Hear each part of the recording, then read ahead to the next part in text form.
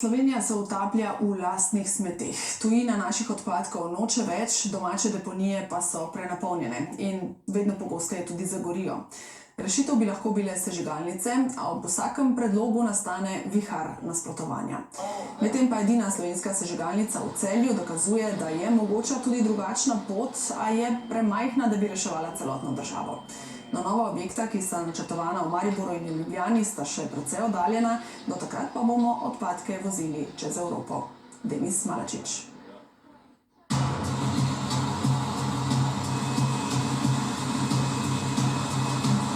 Nedavni požar v Centru za ravnanje z odpadki v Puconcih je gasilo 238 gasilcev iz 38 enot in to kar 3 dni, 13 ur in 15 minut. Pomurski center je zadnji v vrsti, saj so požari doslej izbruhnili v vseh ostalih regijskih centrih.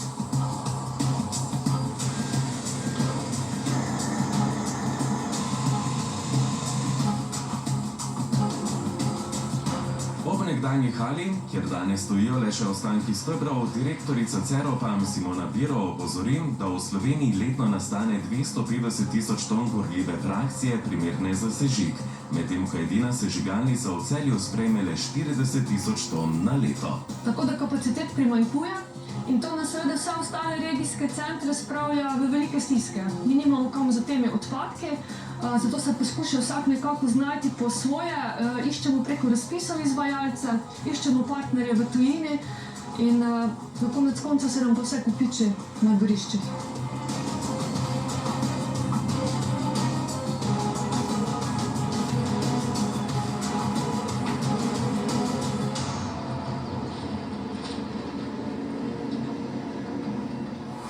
Od leta 2008 deluje edina tovrstna sežigalnica odpadkov v državi, Toplarna Celje.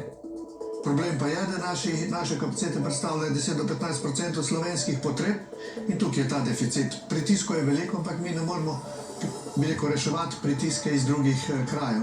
Država mora zagotoviti neke dodatne kapacitete, ne pa res, da mora biti taka zgodba zmeri kompromis med ekologijo, tehniko, regulativo in pa samo ekonomiko. Konec koncev vsi 4 parametri igrajo zelo pomembno vlogo, ko skušaš narediti nek koncept ravnanja z odpadki, ki je vzdržen. Toplarna Celje je opremljena sodobno infrastrukturo za termično obdelavo gorljivega dela komunalnih odpadkov in blata iz čistilnih naprav. Predhodno obdelani odpadki se dostavijo v namenske zalogovnike. Sledi mešanje in transport goriva v kurišče. Proces izgorevanja poteka pri ustrezno visoki temperaturi, sproščena toplota pa se porabi za proizvodnjo električne energije in toplote za daljinsko ogrevanje. To je bila že v začetku ena izmed prioritet, da imamo nek vir energije in mi proizvajamo cirka 40 tisoč megavatov toplotne energije, ki jo koristimo za sistem daljinskega ogrevanja v Celju in pa preko 8 tisoč megavatnih ur električne energije, ki ga pač prodajamo v omrežje. Ob obisku nas preseneti čistoča in odsotnost neprijetnih vonjav v toplarni. Po 17 letih uspešnega delovanja je postala zgleden primer trajnostnega ravnanja z odpadki. Njena vloga bo še pomembnejša ob izgradnji novih obratov v Mariboru in Ljubljani, a do njenega začetka bo minilo vsaj 7 let zaradi zahtevnih postopkov in umeščanja v prostor. Teh 7 let, predvidenih 7 let nas že kar dolgo žuli in ministrstvu smo že v lanskem letu predlagali, da pač naj v tem času izvede razpis kot v okviru izvajanja državne gospodarske javne službe in poišče v tujini prevzemnika te gorljive frakcije. In po naših informacijah tudi ministrstvo je dalo tako izjavo in sedaj pristopilo k izdelavi tega razpisa. Ampak v bistvu države, v katere naj bi izvažale, so precej oddaljene. Ja, govorimo o Švedski, o Danski, Nizozemski, o Grčiji, kar je v bistvu skoraj nepredstavljivo. Logika je, da če odpadke sam proizvedeš, jih moraš tudi sam, bom rekla, za njih poskrbeti. In tudi mi se moramo prebivalci zavedati, da s tem, ko odpadek vržemo v nek zabojnik, pa plačamo položnico, s tem naše odgovornosti ni konec. Ste se tudi sami soočali morda z nasprotovanjem lokalnega okolja in kako zdaj opažate po vseh teh letih delovanja, kakšni so odzivi? Mi smo takrat, da je uporabni izraz, kar pragmatično se lotili tega projekta. Skušali smo v sožitju z okoljem ta projekt tudi zgraditi. Objekt je relativno majhen, kar pomeni, da smo nekako ciljali na količine, ki jih proizvaja Savinjska regija, se pravi svoje odpadke, tudi iz centralne čistilne naprave Blato smo tukaj vključili noter in praktično reševali 3 probleme, ki so bili pereči za vse nas. Ne. En je pač, da smo zmanjšali količino odpadkov, ki jih odložimo na deponiji, rešili smo končno dispozicijo blata iz centralne čistilne naprave in zagotovili smo si nek neodvisen energetski vir, ki nam je sploh v času energetske krize zelo pomagal, da smo tudi cene daljinskega ogrevanja obdržali na zelo nizkih nivojih. Tako kot po vsem svetu, tudi pri nas količina odpadkov narašča. V Sloveniji vsako leto ustvarimo več kot 8 milijonov ton odpadkov, od tega več kot milijon ton komunalnih. To pomeni skoraj 495 kg odpadkov na vsakega prebivalca. A ko pride do rešitve, kot je gradnja sežigalnic, se mnenja pogosto razhajajo. Moja subjektivna presoja je, da je v Sloveniji naklonjenost nekoliko nižja, kot je v Evropi. V Evropi deluje preko 500 sežigalnic in so sestavni del zgodbe ravnanja z odpadki. Jaz imam občutek, da se vsi zavedamo, da ti objekti so pomembni in potrebni, nihče ga pa noče imeti na svojem dvorišču. In samo domnevam, da je v bistvu tako zaradi premalo znanja in bo treba še veliko narediti na področju komuniciranja z javnostjo. Odpadki ne čakajo. Z vsakim dnem rasejo in presegajo naše sposobnosti za obvladovanje. Dokler ne bomo pripravljeni sprejeti nujnih ukrepov, bomo še naprej prelagali smeti iz roke v roko, a nikamor ne bodo izginile.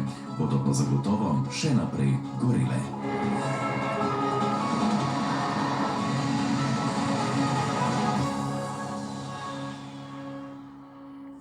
Ja, z nami v studiu pa je zdaj magistra Tanja Bolte z Ministrstva za okolje. Pozdravljeni. Pozdravljeni. Torej, kakšen je trenuten status načrtov izgradnje novih sežigalnic v Ljubljani in v Mariboru? Bodo res čez 7 let nared? Glede na to, kako smo sežigalnico v Celju zgradili, da je bilo nekje tam maksimalno 7 let, predvidevamo, da bo to mogoče tudi seveda z novim objektoma, ki bi jih pač locirali v Ljubljani in v Mariboru. Pogoj je najprej seveda sprejeta uredba, ki daje pravno podlago za koncesijo in na podlagi koncesijskega akta podpisane pogodbe se lahko seveda prične nadaljevanje, gremo lahko proti gradnji infrastrukturnih objektov in potem lahko tudi z večjo gotovostjo trdimo, kdaj približno bodo te zgrajeni. Potrebno pa seveda celoten postopek pridobivanja vseh dovoljenj, presoje vpliva na okolje, vseh okoljevarstvenih dovoljenj. Malo zavleče, ne? Seveda. Ja, kaj pa med tem, ker v Puconcih pravijo, smo slišali, da je treba v tujini poiskati pomoč, ampak kaj, bomo res naše smeti vozili na sever Evrope? Najprej bi rada poudarila, da so to res naši odpadki in za njih moramo poskrbeti sami. Zato je ključno samozadostnost države. Mogoče bi se morali o tem verjetno pogovarjati veliko prej. Vsakič smo poskušali, ampak vsakič so bile takšne in drugačne težave, ampak mislim, da smo zdaj pred tistim postopkom, da lahko rečemo, da nekako imamo pravo pot začrtano. V vmesnem času drugega ni, kot da pač seveda vozimo odpadke v tujino, dokler so še odprta vrata strani tujine. Bojimo se vsi, da se nam bodo vrata zaprla, zato je na mizi pripravljeno ministrstvo razpis oziroma javno naročilo za celotno količino gorljivih odpadkov za izvoz v tujine za celotno 4 leta. In s tem upamo, da bomo lažje pridobili, partnere na drugi strani, ki bi bil sposoben za dolgoročno obdobje, se pravi 4 let, in pa za celotno količino pač podpisati pogodbo in odpeljati te gorljive odpadke v tujino na sežig. No, marsikdo ima sicer pomisleke nad sežiganjem, kdaj oziroma je volja, da bi se pomaknili v bolj trajnostne načine?